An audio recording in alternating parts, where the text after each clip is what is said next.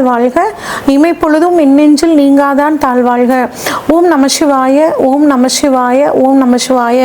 குரு வாழ்க, குருவே துணை. அனைவருக்கும் வணக்கம். நான் உங்கள் சங்கீதா ராம்குமார். சனி பயிற்சி பலன்கள் 2025 எப்படி இருக்குன்னு சொல்லி பார்ப்போங்க. சனி பகவான் நீதியானவர், நீதிக்கு பெயர் போனவர், நேர்மையானவர். எல்லாத்துக்கும் பார்த்தீங்கன்னா நம்மளோட கர்ம வினை பயன்களை கொடுக்கக்கூடியவர் சனி பகவானுங்க. இவர் 2.5 வருஷத்துக்கு ஒரு தடவை தன்னோட ஒரு ராசியிலேருந்து இன்னொரு ராசிக்கு பயிற்சி ஆகக்கூடியவருங்க. இவர் மெதுவாக பயிற்சி ஆகக்கூடிய கிரகம்.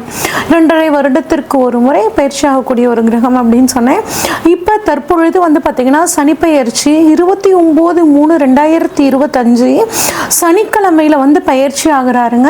எங்கேருந்து எங்கே பயிற்சி ஆகிறாருன்னா, இது வரைக்கும் பூரட்டாதி நட்சத்திரம் 3ஆம் பாதம், அதாவது கும்ப ராசியிலிருந்து பூரட்டாதி நட்சத்திரம் 4ஆம் பாதம் மீன ராசிக்கு பயிற்சி ஆகிறாருங்க. பயிற்சி ஆகி 3/6/2027 வரைக்கும் மீன ராசியில் இருக்காரு.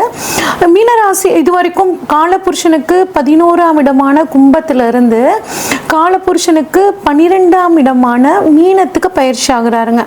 இவர் பார்த்தீங்கன்னா இந்த 2.5 வருஷ காலத்தில் 2 முறை வக்ரம் ஆகிறாரு.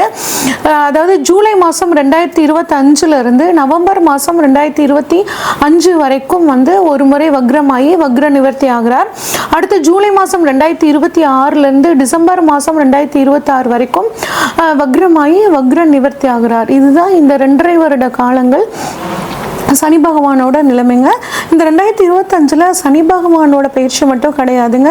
குரு பயிற்சி இருக்கு, ராகு கேது பயிற்சி, 3 முக்கிய பயிற்சிகள் இந்த வருடம் இருக்கு.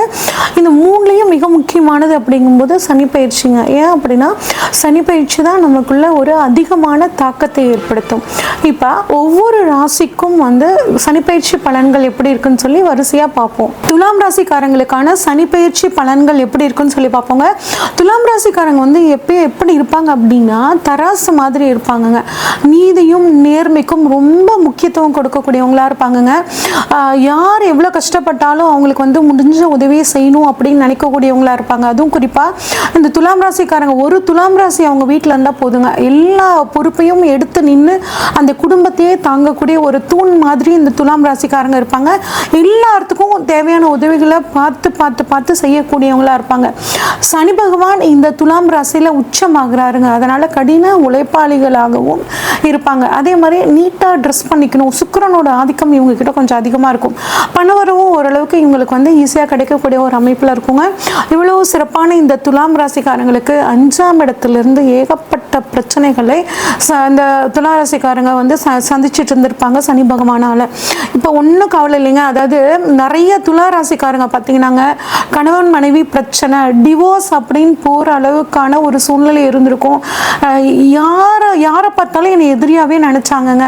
பிஸ்னஸ் பார்ட்னர்ஸ் ஒத்து வரல, குடும்பத்தில் 2ஆம் இடத்துல சனி பார்த்தனால குடும்பத்தில் ஒரு சந்தோஷமான சூழலே நிலவில், எது பேசினாலும் ஒரு எதிர்ப்பு அப்படிங்கிறது என்னோட பேச்சுக்கு இருந்துக்கிட்டே இருந்துச்சுங்க. கணவருமே சரியில்லைங்க, எந்த பக்கம் திரும்பினாலும் என்னை சுற்றி சுற்றி அடிச்சுதுங்க. ஒரு முன்னேற்றமே இல்லை. இப்போ இங்கேயே இருக்கலாமா, துபாய் போயிடலாமான்னு ஒரு ஜோக் வர்ற மாதிரி நான் போயிட்டுமாங்க அப்படின்னு கேட்ட நிறைய துலா ராசிக்காரங்க இருக்காங்க. இதெல்லாம் கவலையே படாதீங்க. இந்த துலாம் ராசிக்கு இந்த சனி பயிற்சி ரொம்பவே சாதகமாக இருக்கக்கூடிய ஒரு அற்புதமான அமைப்பு இருக்குங்க.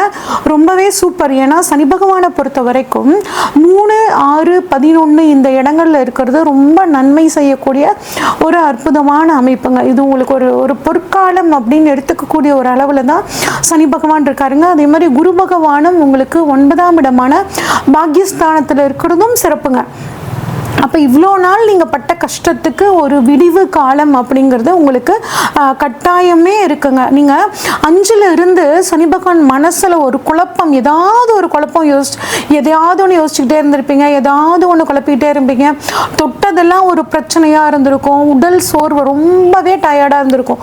இது அத்தனையும் உங்களுக்கு ஒரு முடிவுக்கு வரப்போகுது. 6ஆம் இடத்தில் சனி அரசனையும், அதாவது இவ்வளோ நாள் ஆண்டியையும் அரசனாகக்கூடிய ஒரு யோகத்தை கொடுக்கக்கூடிய ஒரு அமைப்பு தான் இந்த 6ஆம் இடத்துல இருக்கக்கூடிய சனி பகவானுங்க.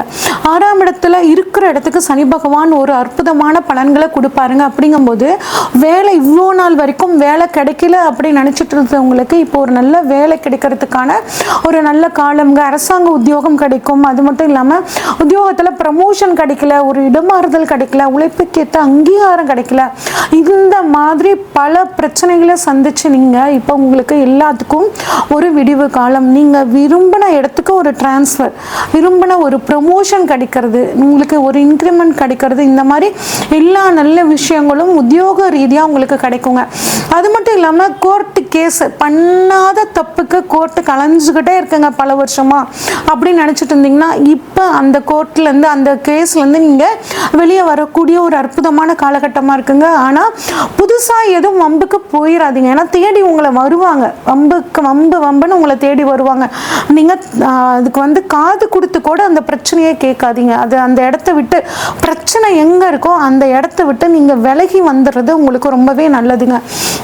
ஒரு சிலருக்கு பாருங்க, அடிவயிறு ஜீரணம் சம்பந்தப்பட்ட பிரச்சனைகள் வரதுக்கான வாய்ப்புகள் இருக்கு. அதனால எளிதில் ஜீரணமாகக்கூடிய உணவை நீங்க எடுத்துக்கிறது ரொம்பவே நல்லதுங்க. அடுத்து 6ஆம் இடத்துல இருந்து சனி பகவான் உங்கள் ராசிக்கு 8ஆம் இடத்தை தனது 3ஆம் பார்வையா பார்க்குறாருங்க. அப்போ உங்களுக்கு நீண்ட நாள் இன்சூரன்ஸ் மூலியமாக வராத பணம் இப்போ வர்றதுக்கான வாய்ப்புகள் இருக்குங்க.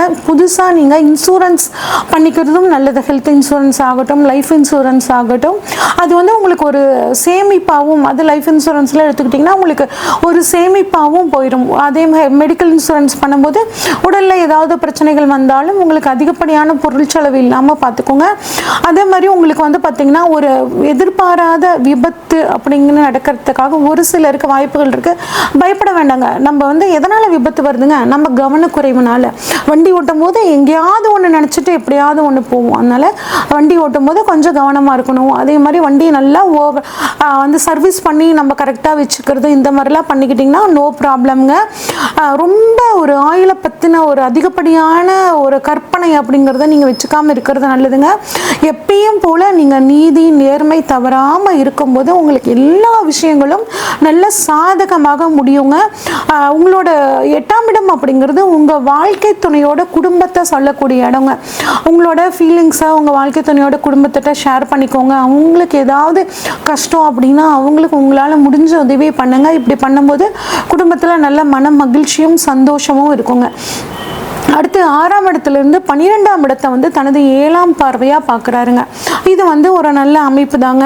ஒரு ஹெல்த் செக்கப்பை பொறுத்த வரைக்கும் ஒரு ஃபுல் ஹெல்த் செக்கப் ஒன்று பண்ணிக்கோங்க. நீங்கள் நிறைய வெளிநாடு பயணங்கள், வெளியூர் பயணங்கள் போகக்கூடிய ஒரு அற்புதமான காலகட்டமாக இருக்குங்க. உங்களோட அம்மாவோட ஹெல்த் விஷயத்தில் கொஞ்சம் கவனமாக இருங்க. அது மட்டும் இல்லாமல் 12ஆம் இடம் அப்படிங்கிறது பார்த்திங்கன்னா நம்ம வெளிநாடு வாய்ப்புகளை ஏற்படுத்தி தர இடம். அப்போ நீண்ட நாளாக வெளிநாடு போகணும்னு நினச்சிட்டு இருக்கவங்களுக்கு இப்போ வெளிநாடு போகக்கூடிய ஒரு நல்ல அமைப்பு சூப்பராக இருக்குங்க. வெளிநாட்டில் போய் படிக்கணும், வெளிநாட்டில் போய் உத்தியோகம் பண்ணணும் அப்படின்னு நினைக்கிறவங்களுக்கு ஒரு நல்ல காலகட்டம். நிறைய பயணங்கள் போவீங்க, நிறைய ஆன்மீகம் சம்மந்தப்பட்ட பயணங்கள் போவீங்க. பயணங்கள் மூலியமாக ஒரு நன்மை அப்படிங்கிறது உங்களுக்கு கம்பல்சரி கிடைக்குங்க. விரய செலவுகள் இருந்தாலும் அந்த விரய செலவை பார்த்தீங்கன்னா குருவோட அருளால் சுப விரயமாக மாற்றிக்குவீங்க. மனசுக்கு பிடிச்ச பொருட்கள் வாங்குறது, மனசுக்கு பிடிச்சவங்களுக்கு அவங்களுக்கு பிடிச்ச விஷயங்களை வாங்கி தரது, இந்த மாதிரி விஷயங்களை நீங்கள் பண்ணுவீங்க. அடுத்து உங்களை பொறுத்த வரைக்கும் சனி பகவானோட பார்வை 10ஆம் பார்வையாக உங்களுக்கு 3ஆம் இடத்தை பார்க்குறாரு. அப்போ நிறைய முயற்சிகள் பண்ணணும். நீங்கள் எந்த அளவு நீங்கள் முயற்சிகள் பண்ணுறீங்களோ அந்த அளவு அந்த முயற்சி உங்களுக்கு சக்ஸஸாக ஒரு காரிய வெற்றியாக உங்களுக்கு பண்ணி கொடுக்கும். தொழிலில் பார்த்தீங்கன்னா ரொம்பவே நல்லா இருக்குங்க. ஏன்னா 10ஆம் பார்வையாக 3ஆம் இடத்தை பார்க்குறாரு. குறிப்பாக கம்யூனிகேஷன் ஃபீல்டில் இருக்கிறவங்களுக்கு உத்தியோகம் நல்லா இருக்கும்.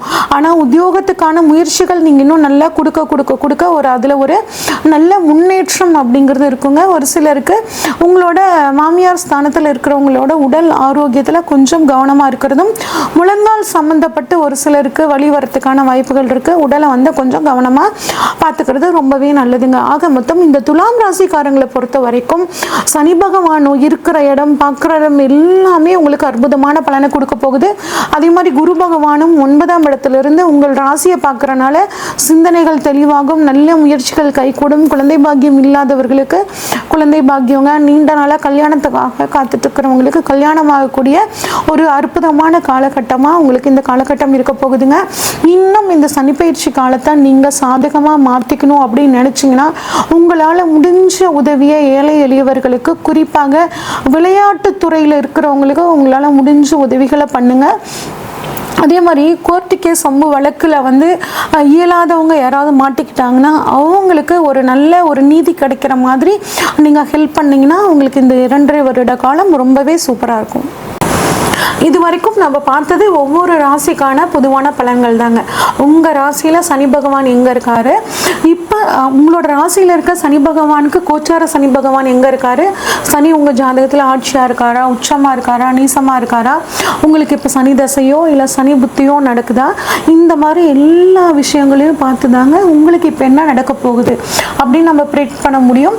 இப்போ உங்களுக்கு ஏதாவது ஒரு முக்கிய தேவைகள் இருந்துச்சுன்னா, திருமணம், பிஸ்னஸ் இல்லை சொத்துக்கள் ஏதாவது வாங்கணும் அப்படின்னா, இதை பற்றி தெரிஞ்சுக்கணுன்னா ஸ்க்ரீனில் தெரிகிற வாட்ஸ்அப் நம்பருக்கு உங்கள் ஜாதகத்தை அனுப்பிச்சு வைங்க. உங்கள் ஜாதகத்தை டீட்டெயில்டாக அனலைஸ் பண்ணிவிட்டு உங்களுக்கான ப்ரெடிக்ஷன்ஸை சொல்கிறேங்க. நன்றி, வணக்கம்.